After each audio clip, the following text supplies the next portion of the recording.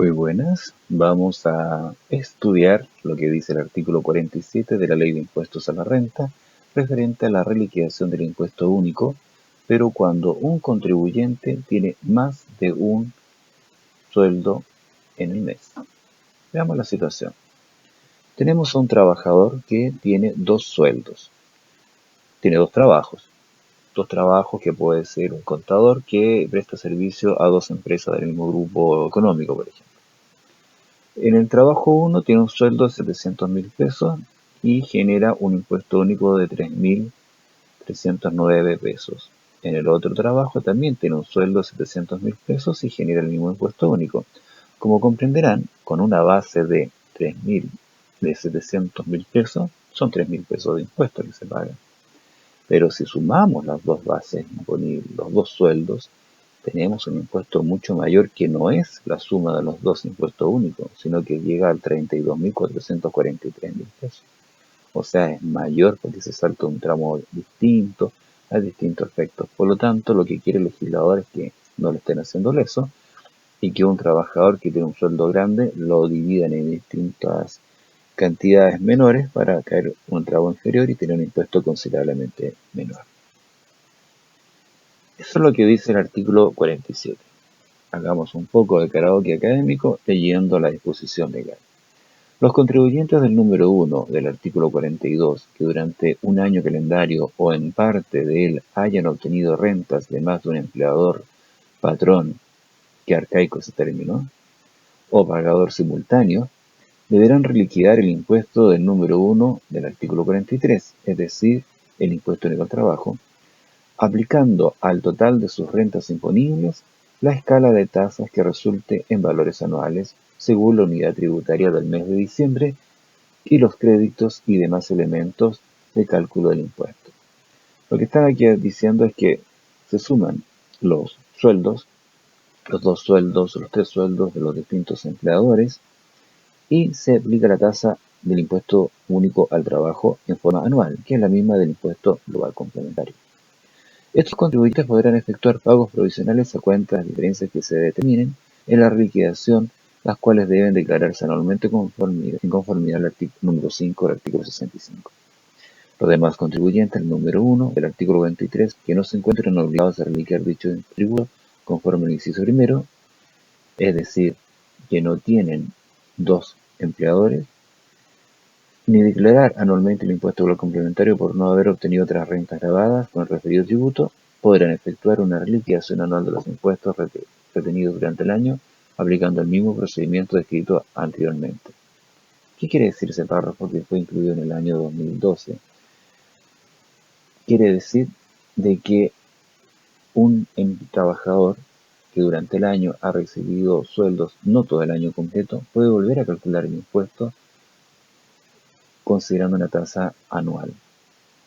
Con la aplicación del impuesto en los incisos anteriores, las rentas imponibles se reajustarán en conformidad al inciso penúltimo del número 3 del artículo 54 y los impuestos retenidos según el artículo 75. Esto es decir, tienen que ser actualizados por la variación del impuesto de liquidación.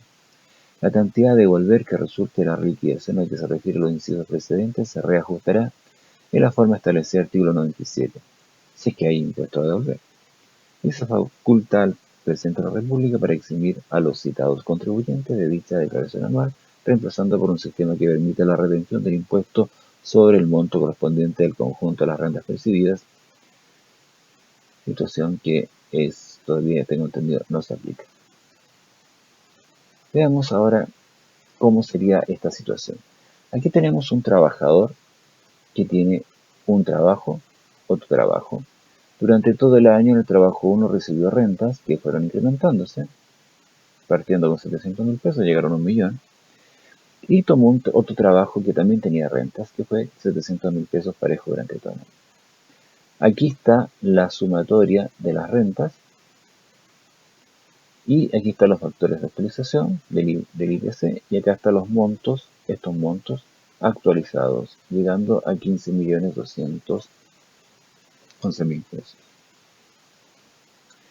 En su oportunidad, se retuvieron estos impuestos por el sueldo 1, por el sueldo 2. Aquí los sumamos aquí no hay nada, aquí hay doble.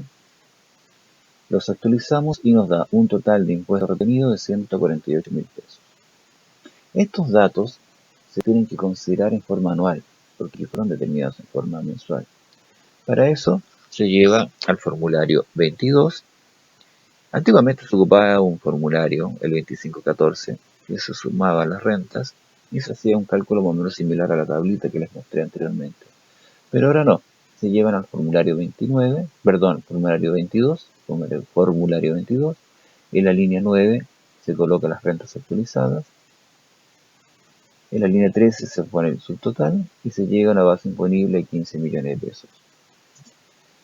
Esos 15 millones de pesos se le aplica la tabla anual, nos da un impuesto de 317.000 pesos y se rebaja como crédito el impuesto ya retenido.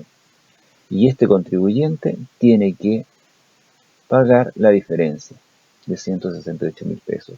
Esa es el fondo de la reliquiación. Tiene que pagar el impuesto sobre las rentas anuales.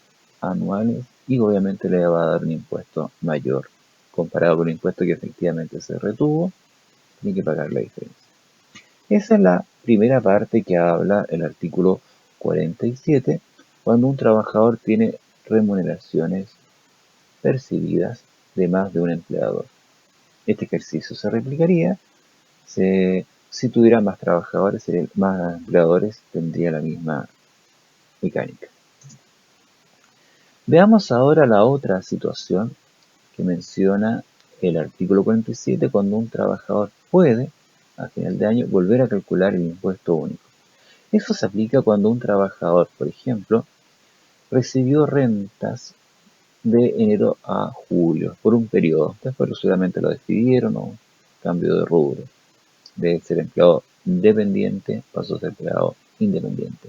Pero bueno, aquí no es la ley habla que solamente cuando el trabajador es exclusivamente del impuesto único al trabajo, puede hacer lo que vamos a ver a continuación. Si es contribuyente o lo complementario, no se aplicaría esto. Esto pasa, como les digo, si un trabajador recibió 2 sueldos y durante el año lo despidieron y no tuvo más renta. Tuvo rentas de enero a julio, es el impuesto único que le retuvieron, y ahí están los montos actualizados. En general, este caballero al año recibió 5 millones de pesos y le retuvieron 41.000 pesos. Se lleva esto al formulario 22, se coloca en la línea 9 el impuesto, se totaliza en la línea 13, después llegamos a la base imponible. Resulta que esa base imponible, con la tabla anual, no tiene impuesto. Rebaja el impuesto que le retuvieron y tiene un monto a devolver. Por lo tanto, al volver a liquidar esto, se dan cuenta de que el impuesto único pagado era mayor, porque fue calculado en forma mensual, a su cálculo en forma anual. De esa manera le devuelven el impuesto. Estas dos formas de reliquiación que está en el artículo 47 es distinta a la reliquiación del impuesto único que está en el artículo 46, que trata cuando las rentas se pagan con retraso. Eso lo vamos a estudiar en otra oportunidad y ahora podemos comparar que este artículo 47 tiene esta mecánica, que se declara de esta forma. Esto es lo que podemos conversar en esta oportunidad. Cualquier consulta al correo que viene a continuación. Si les gustó este video, póngale sus pulgares hacia arriba. Será hasta una próxima oportunidad.